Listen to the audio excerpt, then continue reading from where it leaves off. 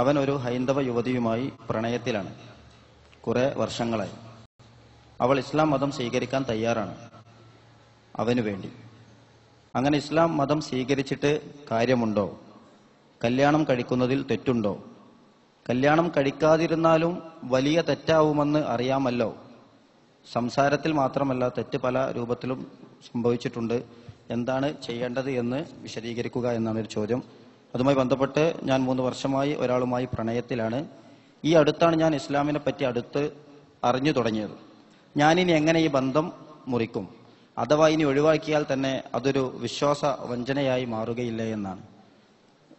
ജീവിതത്തിൽ അത്രയും ആത്മാർത്ഥമായ ഒരു മനസ്സോടുകൂടി ചോദിച്ച ചില ചോദ്യങ്ങളാണ്. ബഹുമാന്യനായ ഹാരിസ് മൗലവി ഉത്തരം.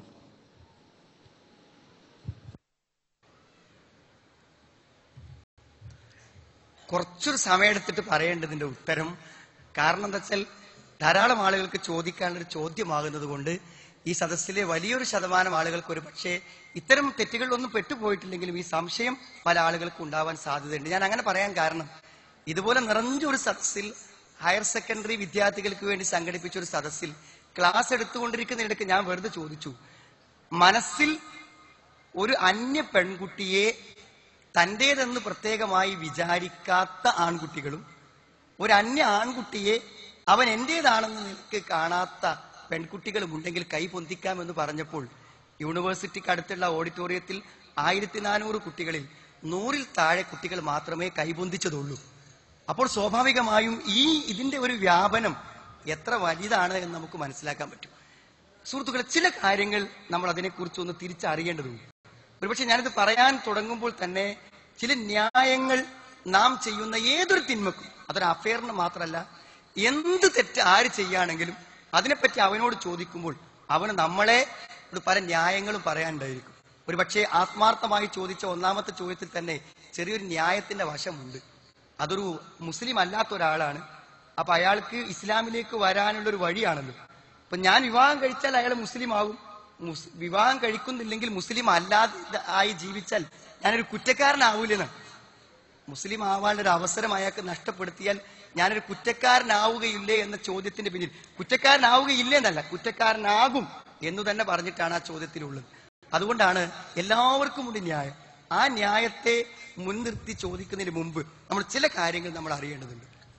ഒന്നാമത്തത്, ഈ അവിഹിതമായ നിലക്കുള്ള ഒരു പ്രണയം, ഒരു ബന്ധത്തിലൂടെ വിവാഹത്തിലേക്ക് എത്തുന്നതും അത്തരം ബന്ധങ്ങൾ കൊണ്ട് നടക്കുന്നതിലുള്ള ഏറ്റവും ഒന്നാമത്തെ പ്രശ്നം, അത് അവിഹിതമാണ്, ഇസ്ലാമിക വിരുദ്ധമാണ് എന്നുള്ളതാണ്. അവിഹിതമാണ്, അത് തെറ്റാണ്. അതായത് ഒരു അന്യ സ്ത്രീയോടോ അന്യ പുരുഷനോടോ ഏതു നിലക്കുള്ള ബന്ധം നമ്മൾ സ്ഥാപിച്ചാലും ഇസ്ലാമിന്റെ നിയമങ്ങളെ മറികടന്ന് ആ ബന്ധം തുടരാൻ പറ്റുള്ളൂ. നമ്മൾ നിരന്തരമായി നോക്കുന്നുവെങ്കിൽ ഐനാനി സിനാഹുമാൻ നദർ, കണ്ണിന്റെ വ്യഭിചാരം നോട്ടമാണ്. നമ്മുടെ ആസ്വാദനത്തോടെ സംസാരിക്കുന്നുവെങ്കിൽ ആ സംസാരം എന്താണ്? വ്യഭിചാരമാണ്. അവരെ കാണാൻ നടന്നു പോകുന്നുവെങ്കിൽ അത് കാലിന്റെ വ്യഭിചാരമാണ്. അവരെ മനസ്സിൽ ആഗ്രഹിക്കുന്നുവെങ്കിൽ വമൻ ഇബ്തഗ വറാഅ ദാലിക്, ആ ആഗ്രഹം പോലും തെറ്റാണ്. അപ്പോൾ ഇസ്ലാമിന്റെ നിയമങ്ങളെ മറികടന്നുകൊണ്ടല്ലാതെ ഒരു അവിഹിത ബന്ധം ആർക്കും മുന്നോട്ട് കൊണ്ടുപോകാൻ പറ്റില്ല. ചെറിയ അഫെയറുകൾ ഉണ്ടാകുന്നത് പലപ്പോഴും പുറത്തു വരൽ എപ്പോഴാണ്? വിവാഹം നടത്താൻ വേണ്ടി രക്ഷിതാക്കന്മാർ തീരുമാനിക്കുമ്പോഴാണ്. അപ്പൊ ചില പെൺകുട്ടികൾ പറയും കല്യാണം വേണ്ട വേണ്ട പറയും. അവസാനം വിവാഹം ഉറപ്പിക്കാൻ്റെ അവസ്ഥ വരുമ്പോൾ അവർ പറയും എനിക്കൊരു ബന്ധമുണ്ട്, ദയവ് ചെയ്ത് നിങ്ങൾ എനിക്കത് നടത്തി തരണം. അപ്പൊ അത് പറയുമ്പോൾ ചില രക്ഷിതാക്കന്മാർ അവരെ പറഞ്ഞ് ബോധ്യപ്പെടുത്താൻ ശ്രമിക്കലുണ്ട്. അപ്പൊ അവർ പറയാ, ആദ്യം ഒന്ന് അന്വേഷിക്കും ആ ആൺകുട്ടി എവിടെയുള്ളവനാണ്, അവൻ ഏത് രൂപത്തിലുള്ള ആളാണ്, കല്യാണം നടത്തി കൊടുക്കാൻ പറ്റുമോ എന്ന് അന്വേഷിക്കും. സത്യത്തിൽ അവർ പറയുന്ന തടസ്സം എന്തായിരിക്കും അറിയൂ? നിന്റെ അതേ സെയിം ഏജ് അവനുണ്ട്, പിന്നെ എങ്ങനെ വിവാഹം നടത്തുക? അവൻ സ്വാഭാവികമായിട്ട് ഇത്ര കാണാൻ ഭംഗിയില്ല, അല്ലെങ്കിൽ അവൾ ഒരു കറുത്ത പെൺകുട്ടിയാണ്, കാണാൻ ഭംഗിയില്ലാത്ത പെൺകുട്ടിയാണ്, നിനക്ക് എങ്ങനെ അത് യോജിക്കുക? അല്ലെങ്കിൽ അവൻ വിദ്യാഭ്യാസമുള്ള ആളാണെന്ന്, അവൾക്ക് യാതൊരു വിദ്യാഭ്യാസവുമില്ല. ഇങ്ങനത്തെ ചില കാരണങ്ങളാ പറയാം. അപ്പൊ ഉടനെ കുട്ടികൾ തിരിച്ചു പറയാ എന്താ വെച്ചാൽ, അതെനിക്ക് പ്രശ്നമല്ല, എനിക്ക് എന്റെ സെയിം ഏജാണ് ഇഷ്ടം, എനിക്ക് അങ്ങനത്തെ ഒരു പാവപ്പെട്ട കുട്ടിയാണ് എനിക്കിഷ്ടം, എനിക്ക് അങ്ങനെ ഒരു ഭംഗിയില്ലാത്ത കുട്ടിയെ കല്യാണം കഴിക്കാനാണ് ഞാൻ ആഗ്രഹിച്ചത്. സുഹൃത്തുക്കളെ, ഈ ന്യായങ്ങൾക്കൊന്നും ഒരു അടിത്തറയില്ല. അതൊക്കെ രക്ഷിതാക്കന്മാർക്ക് ബോധമില്ലാത്തത് കൊണ്ട് പറയുന്നു മാത്രം. സത്യത്തിൽ അതൊന്നല്ല പ്രശ്നം. ഞങ്ങൾ എന്താ പറയാറിയോ, പഴയ കാലത്തൊക്കെ വലിയ അച്ചടക്കങ്ങളില്ലാത്തൊരു കാലഘട്ടം നമ്മുടെ നാട്ടിലൊക്കെ ജോലിക്ക് പോകുന്ന സ്ഥലത്തുനിന്ന് പിന്നെ പല നാടൻ ജോലികൾക്കും പോകുന്ന സ്ഥലത്തുനിന്നൊക്കെ ആണുങ്ങളും പെണ്ണുങ്ങളും ഇതേപോലെ അവിഹിത ബന്ധങ്ങളുണ്ടാവും. അതൊരു പക്ഷെ ഗർഭധാരണത്തിൽ വരെ എത്തും. ഇതിന്റെ അവസാനം അവർ പള്ളിയിൽ വന്നിട്ട് അത് നിക്കാഹ് നടത്തിക്കൊണ്ടാണ് ആവശ്യപ്പെടും. അതുതന്നെയാണിത്, സെയിം. അതായത് അന്യ ആണും അന്യ പെണ്ണും തമ്മിലുള്ള ബന്ധം എന്ന് പറഞ്ഞാൽ ആ അവിഹിത ബന്ധം വ്യഭിചാരം തന്നെയാണ്, യാതൊരു സംശയം. അതുകൊണ്ട് അത്തരമൊരു ബന്ധം നമ്മുടെ മാന്യതക്കോ മതത്തിനോ യോജിക്കുന്നതല്ല. അതുകൊണ്ട് ദീനീ ബോധമുള്ള ഒരാൾക്ക്, നിസ്കരിക്കുന്ന ഒരാൾക്ക്, പടച്ചോനെ പേടിയുള്ള ഒരാൾക്ക് അത് ചെയ്യാൻ പറ്റൂല. ഒന്നാമത്തെ പ്രശ്നം. രണ്ടാമത്തെ ഒരു കാര്യം എന്ന് പറഞ്ഞാൽ ഏറ്റവും പ്രധാനങ്ങൾ മനസ്സിലാക്കണം, വിശ്വാസ്യതയാണ്. സുഹൃത്തുക്കളെ, വിശ്വാസ്യത നഷ്ടപ്പെട്ടാൽ പിന്നെ നമ്മളില്ല, അല്ലേ? എന്റെ വാപ്പ വലിയ സമ്പന്നനാണ്, നല്ല കാറും വീടും സൗകര്യങ്ങളും നല്ല ATM-ല് നല്ല ബാങ്കിൽ നല്ല പൈസ ഒക്കെ അയക്കുന്നുണ്ട്. പക്ഷെ ഞാൻ പണം ദൂർത്തടിക്കുന്നവനും ഒരു കൊള്ളരുതാത്തവനും അതേപോലെ തന്നെ ഇടയ്ക്കൊക്കെ ലഹരി ഉപയോഗിക്കുന്നവനുമാണ് എന്ന് എന്റെ വാപ്പക്ക് എന്നെ കുറിച്ച് തോന്നുന്നുവെങ്കിൽ സ്വന്തം വീട്ടിലെ കാറിന്റെ ചാവി എനിക്കു ലഭിക്കില്ല, സ്വന്തം വീട്ടിലെ സമ്പത്തിൽ നിന്നും എനിക്ക് തരില്ല, നാട്ടുകാർക്കൊക്കെ കൊടുത്താലും നമുക്ക് തരില്ല. എന്താ? വിശ്വാസ്യതയാണ് പ്രശ്നം. ഞാൻ ഉറപ്പിച്ചു പറയുന്നു, ക്യാമ്പസിൽ വെച്ചുകൊണ്ട് അവിഹിതമായി പരിചയപ്പെട്ട് നിങ്ങളെങ്ങാനും ഒരു വിവാഹത്തിലേക്ക് എത്തുന്നുവെങ്കിൽ വിവാഹത്തിന്റെ പിറ്റേന്നാൾ മുതൽ നമ്മുടെ മനസ്സിൽ സംശയം ആരംഭിക്കും.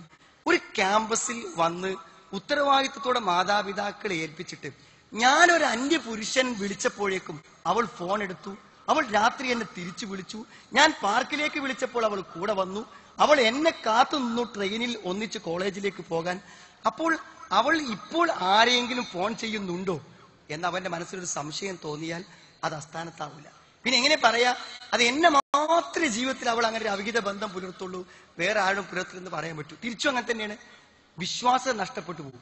ആ വിശ്വാസ്യത നഷ്ടപ്പെടുന്നതോടുകൂടി ആ വിവാഹ ബന്ധം എന്നെന്നും അപകടത്തിലാവും. പിന്നെ ചില ആളുകൾ പറയുന്നുണ്ട്, ഞങ്ങളത് ആ രൂപത്തിലുള്ള ബന്ധമല്ല, ഇത് ആത്മാർത്ഥമായ പ്രണയം എന്ന് പല ആളുകളും. ഞാനോട് പോയി, എങ്ങനെ നിങ്ങൾ അതിന്റെ ആത്മാർത്ഥത നിർണ്ണയിക്കുക? ഒരു അന്യ പെണ്ണിനെ കണ്ടാൽ ഒരു അന്യ ആണിന് ആഗ്രഹം തോന്നാം, ഒരു അന്യ ആണിനെ കണ്ടാൽ ഒരു അന്യ പെണ്ണിനും ആഗ്രഹം തോന്നാം. അപ്പോൾ ആണ് പെണ്ണ് എന്നുള്ള ആ ഒരു താല്പര്യം നിലനിൽക്കുന്നത് കൊണ്ട് എങ്ങനെ ആത്മാർത്ഥമാകും? ഒരു പെണ്ണിനെ കാണുമ്പോൾ കൂടെ നടക്കാനുള്ള താല്പര്യത്തെ എങ്ങനെ ആത്മാർത്ഥമാകും? ഒരു അന്യ ആണിനെ കാണുമ്പോൾ കൂടെ നടക്കാനുള്ള താല്പര്യത്തെ എങ്ങനെ ആത്മാർത്ഥമാകും? ആത്മാർത്ഥമല്ല എന്നതിന് തെളിവ് എന്താണ്? ഒരു പെണ്ണായതുകൊണ്ടാണ് എന്റെ പിന്നാലെ കൂടിയത്, അതുകൊണ്ടാണ് ആത്മാർത്ഥമല്ല തെളിവ്. ഒരാണായതുകൊണ്ടാണ് തന്റെ കൂടെ പഠിക്കുന്ന 100 കണക്കിന് പെൺകുട്ടികൾ ഉണ്ടായിട്ടും അവരോട് കാണിക്കാത്ത ബന്ധം എന്നോട് കാണിച്ചത് ഞാനൊരു ആണായതുകൊണ്ട്. പിന്നെ എങ്ങനെ നമ്മൾ അതിന് ആത്മാർത്ഥത എന്ന് പറയാം? അതൊക്കെ ചില മനസ്സിൽ തട്ടാത്ത, ആലോചിക്കാത്ത ന്യായങ്ങൾ മാത്രമാണ്. ഞാൻ ഇതുപോലെ വന്നൊരാളോട് നമ്മൾ ചോദിച്ചു, സുഹൃത്തുക്കളെ, നിങ്ങൾ വിവാഹം കഴിഞ്ഞാൽ നാളെ നിങ്ങൾക്ക് കുഞ്ഞുങ്ങൾ ജനിച്ച് അവർക്ക് 10, 18, 20 വയസ്സാകുമ്പോൾ നിങ്ങൾ അവിഹിതമായി ക്യാമ്പസിൽ നിന്ന് പരിചയപ്പെട്ട് കല്യാണം കഴിച്ചതാണെന്ന് നിങ്ങളുടെ മക്കൾ അറിയില്ലേ? നിങ്ങളുടെ മക്കൾ നിങ്ങളെ എങ്ങനെ ആദരിക്കും, എങ്ങനെ ബഹുമാനിക്കും? നിങ്ങളുടെ മക്കളോട് എപ്പോഴെങ്കിലും മൊബൈലുമായി വീട്ടിന്റെ ഉള്ളിൽ പോയി ഫോൺ ചെയ്യുമ്പോൾ മക്കളെ ഇങ്ങനെ അന്യർക്ക് ഫോൺ ചെയ്യാൻ പാടില്ലെന്ന് നിങ്ങൾ എങ്ങനെ പറയും? ജീവിതകാലം മുഴുവനും മക്കളുടെ ഒരാദരവും മതിപ്പും അവരെ ഒന്ന് ഉപദേശിക്കുവാൻ പോലും പറ്റാത്ത കൊള്ളരുതാത്തവരായി മാറില്ല സഹോദരങ്ങളെ ഇത്തരം ബന്ധങ്ങൾ സ്ഥാപിക്കുന്ന ആളുകൾ. അത് മാത്രല്ല, നമ്മൾ ആലോചിച്ച് നോക്കൂ, നമ്മൾ ഇങ്ങനെ ബന്ധങ്ങൾ സ്ഥാപിക്കുന്ന ആളുകൾക്ക് വരുന്ന ഏറ്റവും വലിയ പ്രശ്നമാണ് മാതാപിതാക്കളെ നിരാകരിക്കേണ്ടി വരും. മാതാപിതാക്കളെ നിരാകരിക്കുക എന്ന് പറഞ്ഞാൽ നമ്മുടെ മാതാപിതാക്കളുടെ വലിയൊരു ആഗ്രഹം തരും, നമ്മുടെ വിവാഹമാണ്. ആ വിവാഹത്തിന് അവരാഗ്രഹിക്കുന്നത് നിങ്ങളൊരു ഡോക്ടറോ എഞ്ചിനീയറോ ഒക്കെ ആക്കിയിട്ട് അവർ വഴിക്കന്നെ നേരെ അന്വേഷിച്ച് നല്ലൊരു കുട്ടിയെ കണ്ടെത്തി അവർ പോയി കണ്ട് അവർക്കിഷ്ടമായി, മോനെ ഇങ്ങനെ ഒരു പെൺകുട്ടിയുണ്ട്, നീ ഒന്ന് പോയി നോക്ക്, മോളെ ഇങ്ങനെ ഒരു ചെറുപ്പക്കാരനുണ്ട്, അവൻ നിനക്ക് വേണ്ടി അന്വേഷിച്ചാലോ എന്ന് ചോദിക്കാൻ കാത്തിരിക്കുന്ന മാതാപിതാക്കളോട് നിങ്ങൾ പഠിപ്പിച്ച ക്യാമ്പസിൽ നിന്ന് നിങ്ങൾ തന്ന പണവും ജീവിതവും ഉപയോഗിച്ച് 5 കൊല്ലം ഞാനൊരു അവിഹിതമായ ഒരു പെൺകുട്ടിയെ എന്റെ ജീവിതത്തിന് വേണ്ടി തയ്യാറാക്കുകയായിരുന്നു എന്ന് പറയുന്ന ഒരു മകനെ, ഒരു മകളെ ഹൃദയത്തിൽ വെച്ചുകൊണ്ട് സ്നേഹിക്കുവാനും ആ ബന്ധം തുടരുവാനും ഏത് മാതാവിനും ഏത് പിതാവിനോ പറ്റുക? ഒരിക്കലും പറ്റില്ല. അതുകൊണ്ട് മാതാപിതാക്കളുടെ നമ്മളോടുള്ള ആത്മാർത്ഥമായ ഹൃദയബന്ധത്തെയും സ്നേഹത്തെയും നഷ്ടപ്പെടുത്താതെ ഇത്തരമൊരു ബന്ധം തുടരാനോ ആ ബന്ധം വിവാഹമാക്കാനോ ആർക്കും പറ്റൂല. പിന്നെ മറ്റൊന്നെന്താ അറിയങ്ങള്, നമ്മളുടെ ഒരു സ്വകാര്യത വേറൊരാൾക്ക് കിട്ടിക്കഴിഞ്ഞാൽ സ്വാഭാവികമായും എന്ത് ചെയ്യുന്നില്ല, അത് ഉപയോഗപ്പെടുത്തും. ഇപ്പൊ നമ്മൾ ഭാര്യ ഭർത്താക്കന്മാരായി ജീവിക്കുമ്പോൾ അതിന് മുമ്പ് ഒരു അവിഹിതമായ ഒരു കാലഘട്ടം നമുക്കുണ്ടെങ്കിൽ, ഇപ്പൊ നോക്ക്, നിങ്ങൾ ഇവിടെ എഴുതി തന്നതിൽ പരസ്പരം കിസ് ചെയ്യുക പോലും ചെയ്തിട്ടുണ്ട് ഞങ്ങൾ. ഇനി ഞങ്ങൾ എങ്ങനെ വേർപിരിയും, എങ്ങനെ ഒഴിവാകും, അതൊരു തെറ്റാവില്ലേ എന്ന് ചോദിക്കുമ്പോൾ നമ്മൾ ആലോചിക്കേണ്ട ഒരു കാര്യമാണ്. നമ്മുടെ ഒരു സ്വകാര്യത, ഒരു തെറ്റ് മറ്റുള്ളവരുടെ കയ്യിൽ ഉണ്ടാകുന്നത് സഹോദരൻ നമുക്ക് സുരക്ഷിതമല്ല. എന്റെ ഭാര്യയുടെ ഒരു അവിഹിതമായ ഒരു പ്രവർത്തനത്തെ കുറിച്ച് എനിക്ക് അറിവുണ്ടാകുന്നത് തീർച്ചയായും ഞങ്ങളുടെ ബന്ധത്തെ, ആ ഭാവി ബന്ധങ്ങളുടെ സുരക്ഷിതത്തെ അത് തകർത്ത് കളയും. അതുകൊണ്ട് പല നിലക്കും ഇത് നമ്മളെ പ്രയാസപ്പെടുത്തും. നമ്മുടെ ആരാധനകളെ നിഷ്ഠ പുലർത്താൻ കഴിയൂല, നമ്മുടെ ജീവിതത്തിൽ ആത്മാർത്ഥ പുലർത്താൻ പറ്റൂല, നമുക്ക് നമ്മളെ കുറിച്ച് മതിപ്പുണ്ടാവില്ല, നമ്മുടെ എല്ലാ അഭിമാനങ്ങളും നഷ്ടപ്പെട്ടു പോകും.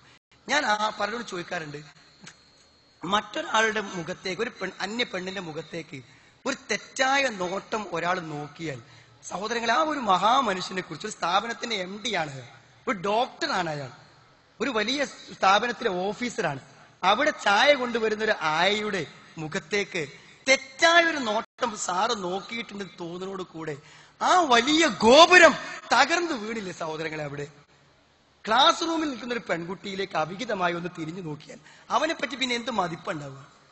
തങ്ങളുടെ തിന്മകളെ തിരിച്ചറിയാൻ ഒരു ചെറിയ കോമൺ സെൻസ് നമ്മൾക്കുണ്ടെങ്കിൽ ഒരിക്കലും നമ്മുടെ ഒരു സഹപാഠിനിയുടെ, ഒരു അധ്യാപികയുടെ, ഒരു കുടുംബത്തിൽപ്പെട്ട ഒരു പെൺകുട്ടിയുടെ മുഖത്തേക്ക് കണ്ണിൽ നിന്നും തെറ്റാണെന്ന് തോന്നിക്കുന്ന ഒരു നോട്ടം പോലും വരില്ല. അതുകൊണ്ട് ജീവിതത്തിന്റെ മുഴുവൻ നന്മകളെയും നശിപ്പിക്കുന്ന, ഭാവിയിലെ ആനന്ദകരമായ ഒരു കുടുംബ ജീവിതത്തിനെ എന്നും തകർത്ത് കളയുന്ന ഇത്തരം അവിഹിത ബന്ധങ്ങൾ സഹോദരങ്ങൾ നമ്മൾ ഉപേക്ഷിക്കണം. അപ്പൊ ആ ഉപേക്ഷിക്കുവാനുള്ള തീരുമാനം അത് വളരെ പ്രധാനമാണ്. എനിക്ക് പറയാനുള്ളത്, ഈ ശബ്ദം കേൾക്കുന്ന ആരെങ്കിലും ഉണ്ടെങ്കിൽ നിങ്ങളുടെ ജീവിതത്തിലെ ഏറ്റവും വലിയ ചാൻസാണ്. ഇതുവരെ വൈകി വന്നതിന്റെ, ഒരു പക്ഷെ വൈകി അറിയുന്നതിന്റെ പരിക്കുകൾ നിങ്ങൾക്ക് ഇത് ഉപേക്ഷിക്കുമ്പോൾ ഉണ്ടാവാം. പക്ഷെ ഇപ്പത്തിനേക്കാളും പ്രയാസമായിരിക്കും കുറച്ചും കൂടി മുന്നോട്ട് പോയാണ്ടാകുക. അതുകൊണ്ട് നിങ്ങൾ തീരുമാനിക്കുക, എനിക്ക് ഒരിക്കലും പരിചയമില്ലാത്ത, വിവാഹത്തിന് വേണ്ടി മാത്രം പരിചയപ്പെടുന്ന, തുടക്കം പേര് മുതൽ ചോദിച്ച് പരിചയപ്പെട്ട് വിവാഹത്തിന്റെ കാര്യങ്ങൾ മാത്രം ആലോചിച്ച് മുന്നോട്ട് പോകുന്ന ഒരു പുതിയ ഒരു ദാമ്പത്യം, അവിഹിതമില്ലാത്ത, അള്ളാഹുവിന്റെ പൊരുത്തം കിട്ടാതിരിക്കാൻ കാരണമാകുന്ന ഒരു ബന്ധമല്ല, ആത്മാർത്ഥം വിവാഹത്തിന് വേണ്ടി മാത്രം പരിചയപ്പെടുന്ന ഇസ്ലാമികമായ നടപടിക്രമങ്ങളിലൂടെ ഒരു വിവാഹമാണ് ഞാൻ ആഗ്രഹിക്കുന്നത്. അവിടെ സംഭവിച്ചു പോയ തെറ്റിനെ പൂർണ്ണമായും മനസ്സിൽ നിന്ന് മാറ്റിയെറിഞ്ഞ്, ഒരുപക്ഷെ നമ്മളെ വലയിൽ വീഴ്ത്തിയതാണെങ്കിൽ അവരാണ് നമ്മുടെ ഭാവിയിലെ ഏറ്റവും വലിയ ശത്രു എന്ന് പ്രഖ്യാപിച്ച്, കൂടെയുള്ള ഏത് പെൺകുട്ടിയോട് സംസാരിച്ചാലും അവളോട് ഇനി സംസാരമില്ല, ക്യാമ്പസിലെ ഏത് ആൺകുട്ടിയോട് സംസാരിച്ചാലും എനിക്ക് ഇത്തരം ഒരു തിന്മയിലേക്ക് എന്നെ നയിച്ച ഒരാളുമായി എനിക്ക് ബന്ധമില്ല എന്ന് പ്രഖ്യാപിക്കാൻ നമ്മുടെ മനസ്സുകൾക്ക് പറ്റിയാൽ ഈ പ്രോഫ്കോൺ നിങ്ങളുടെ മരണത്തിലും ജീവിതത്തിലും മറക്കാത്ത ഒരു പ്രോഫ്കോൺ ആയിരിക്കുമെന്ന് എനിക്ക് ഉറപ്പുണ്ട്. അവിഹിതമായ ബന്ധങ്ങളിൽ നിന്ന് മോചനം നേടി വിഹിതമായ ഒരു ജീവിതത്തിന്റെ ആസ്വാദനങ്ങൾ ഈ ഭൂമിയിലും പരലോകത്തും അനുഭവിക്കാൻ അള്ളാഹു നമ്മെ അനുഗ്രഹിക്കും.